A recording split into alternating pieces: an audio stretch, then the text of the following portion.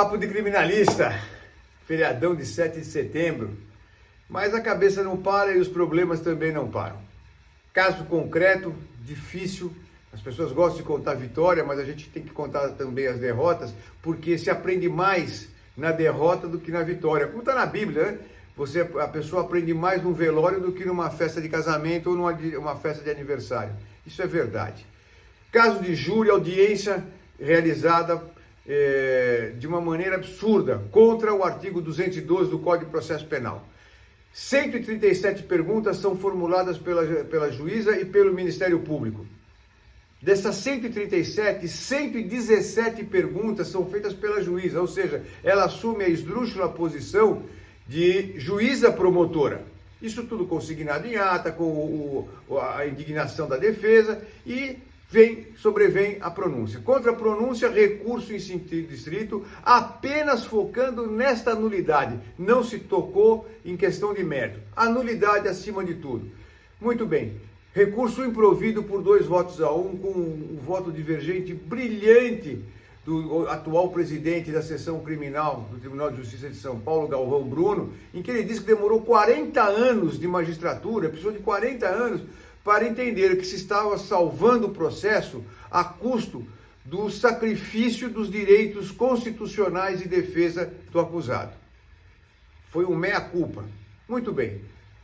Com essa decisão surgiu os embargos de nulidade, que também foram improvidos pelo mesmo resultado, um voto divergente.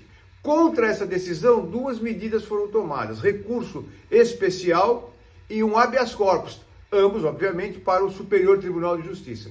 Curiosamente, São Paulo não sobe nenhum tipo de recurso especial, mas esse subiu de imediato, de pronto.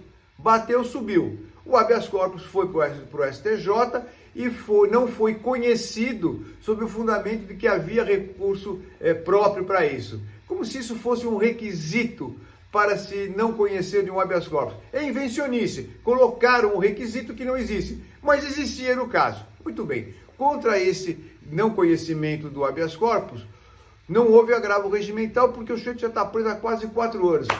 Habeas corpus para o Supremo Tribunal Federal, direto.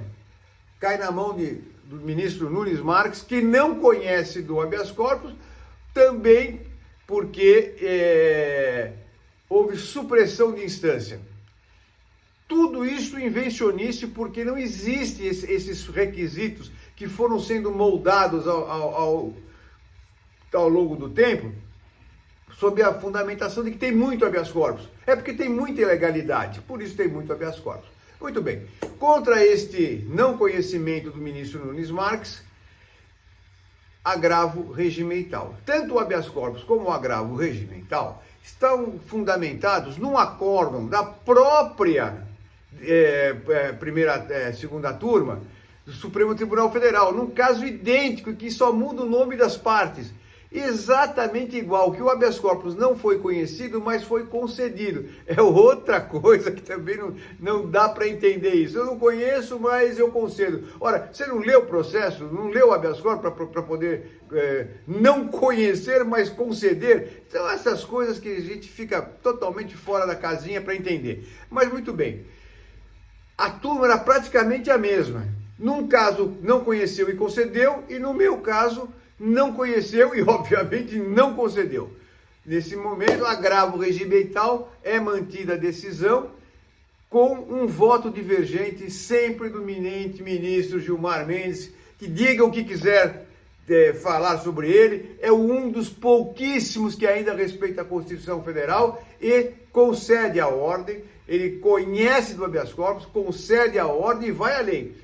Desentranhar toda a documentação dos atos que foram realizados depois dessa instrução criminal, inclusive a instrução. Não é só anular, é mandar tirar dos autos. E vai além, o afastamento da juíza pelo comprometimento cognitivo, isso é fundamental. Pode fazer quantas vezes essa audiência tiver que ser feita, novamente ela vai pronunciar, porque isso já está enraizado na cuca dela, não vai ter jeito. Então tem que tirar essa juíza e trazer um juiz que não esteja contaminado.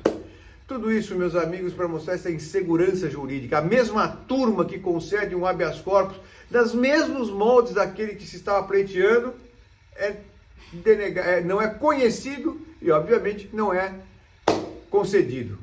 Dois casos iguais, duas decisões diferentes pelos mesmos julgadores da mesma turma do Supremo Tribunal Federal. Essa insegurança jurídica não é brincadeira. E cabe a nós, advogados, criminalistas, não recuarmos e não desistirmos. Um dos pontos mais importantes da advocacia criminal é a resiliência. E tem que ser assim.